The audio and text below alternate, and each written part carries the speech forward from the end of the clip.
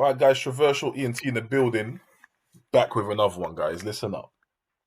Joe Joyce against Joseph Parker.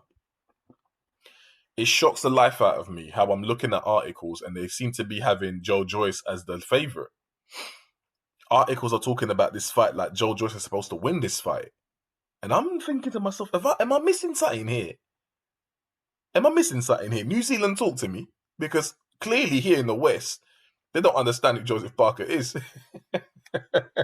First and foremost, yeah, if you haven't done so already, make sure you hit the like button, right? Leave your comments down below at the end of the video. I like the engagement, all right, and the interaction, all right? And subscribe, of course, if you feel the need to. Listen up.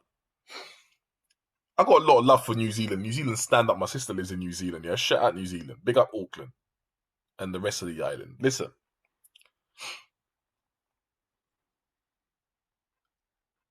Joseph Parker's had 32 fights. Joe Joyce has had 13 fights.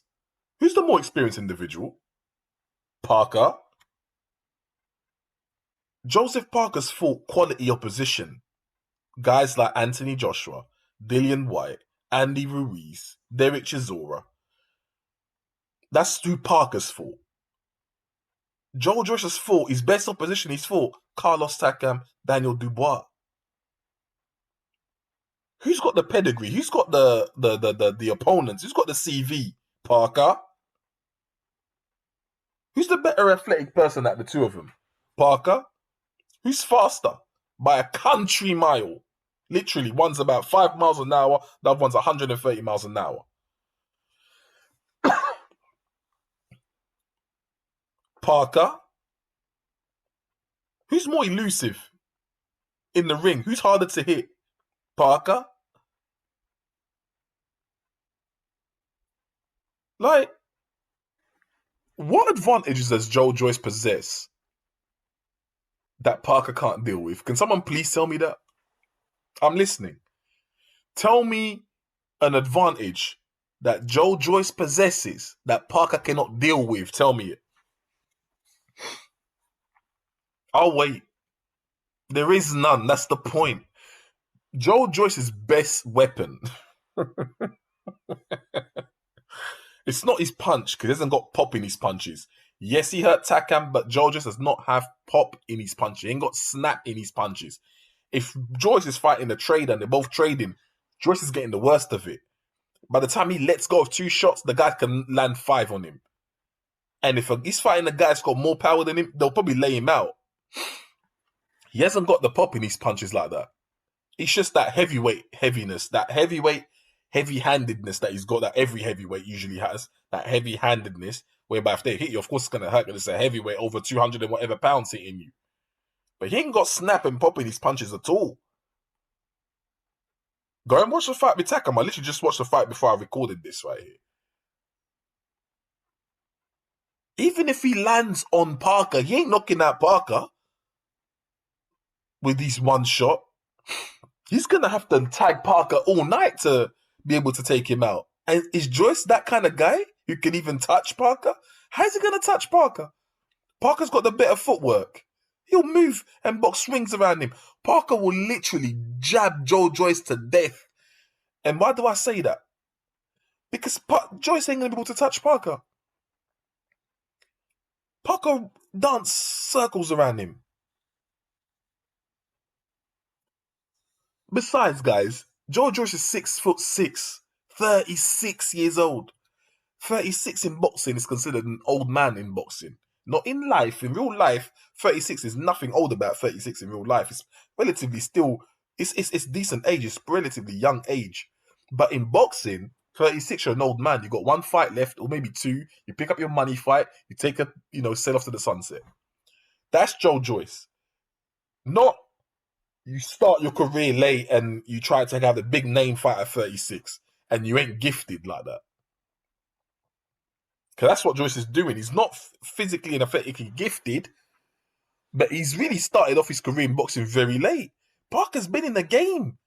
Parker's had 32 fights, 2 losses to Joshua, and Joshua didn't beat up Parker. He's fought someone at 6'6" in Anthony Joshua already before. So what on earth is Joe Joyce going to do that Anthony Joshua couldn't do? What? Aside from he's got a better engine than Joshua, but Parker's got a good engine himself. The only difference is Joshua's faster than Joe Joyce. At least Joshua was able to get to Parker. How's Joyce going to get to Parker? It's like I say, there's those who know boxing, and then there's those who really know boxing, right? These articles I'm reading, it's perplexing me. It's like they don't know who they're talking about. They're talking about Joseph Parker, not Daniel Dubois. They're saying Daniel Dubois here, a guy who I don't even know. What's happened to Daniel Dubois, by the way? God knows what's happened to him. Embarrassing. One defeat, you disappear. You're a young person. You should be racking up fights. You've gone missing in action. I hope that the bookies have. I do. I hope the bookies have Joe Joyce as a lead favorite by a wide, by a distance. Because I will rack in the pounds. You best believe if they've got Joe Joyce as a favorite, I'm putting my bet on Joseph Parker. And I'm putting a hefty bet on Joseph Parker at that. Because for me, there's nothing that Joe Joyce possesses that can cause Parker problems. None whatsoever. I do have one slight criticism of Joseph Parker, though. For me, Joseph Parker is a very gifted athlete. He's got good attributes, good boxing brain. He should have achieved a little bit more than he has in boxing. He's got a good career, but he could have more silverware, more belts, if he took a little bit more risks. He's a little bit risk averse, and I prefer my fighters to be a bit more risk taking than he is. Granted, as a boxer, you shouldn't take risks, but risk can bring you big rewards when taken. What do I mean by that? Parker likes to step on the gas when he sees that you're tired. When he notices that you've gone down a notch, you've gone down a gear, Parker will press the gas. And he looks formidable when he does that. When he lets go of his hand and he really attacks, Parker looks dangerous. But he seldom does it unless he sees that you've gone down a gear.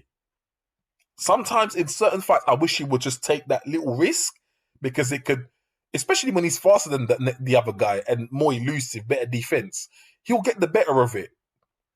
That's my sole criticism to Parker. Aside from that, Parker's a pretty damn good boxer. I can't say the same about Joe Joyce. Now, Joe Joyce did surprise me when he beat Daniel Dubois. I expected him to get knocked out by Dubois because Dubois packed power. Joseph was too slow. But he showed me something I didn't know he had. He had a jab. And he showed me he could be right in front of a slugger. Right in front of a slugger. But so long as he pops a jab, he'll beat the slugger to his punch. Even though he's slow, the jab is still faster than a hook. And Daniel was a hooker.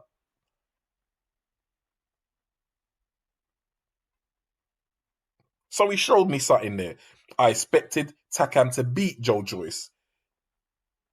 Unless he was coming to collect a paycheck. Joe Joyce won that. Surprised me as well. I wasn't impressed by his power at all because I don't think he has much. But he's a strong man, but I don't think he has much power in his punches. But he won the fight. But I do not see this happening for Joseph Parker and Joe Joyce. If Joe Joyce can win the fight against Joseph Parker, he would have showed me something that I did not believe he ever had to possess. The ability to beat Joseph Parker. I will be more than impressed with Joyce. And you know what? I will admit that I underestimated this fight. Maybe I'm underestimating Joe Joyce, but I don't see for the life of me how Joe Joyce beats Joseph Parker. I don't see it, but I can see 100 ways in which Parker beats Joyce. Box a boring fight. Box circle around him. Just move. Movement, there's no way Joe Joyce can win the fight because he can't catch up to the guy. No way. One's moving at 130 miles an hour. That one's moving at 5 miles an hour. How does he catch him? New Zealand, let me know what you lot think. Is the West, the United States, the United Kingdom, underestimating New Zealand's Joseph Parker? Is it because they saw him wear a suit and tie in the Anthony Joshua fight that they think, oh, he's a good boy, he's this? Don't underestimate a guy in the ring. Parker said about Joshua, he didn't knock me down. He didn't really hurt me or nothing. Like, Parker wasn't impressed with Anthony Joshua. He expected Joshua to do more. The only difference with Joshua and Joyce is that Joyce fights like a tall man. Joshua fights like a short person. He fights short, which is really stupid. But Joyce fights tall and long, which is what everyone's supposed to do if you're over 6'5". You're supposed to fight long, fight tall. But I think Joseph Parker is really going to put a schooling to Joe Joyce. That's what I personally think. And this is not a bash to Joe Joyce, but I just don't believe in the guy like that. I ain't got the confidence in him like that. He's going to have to show me something in this fight.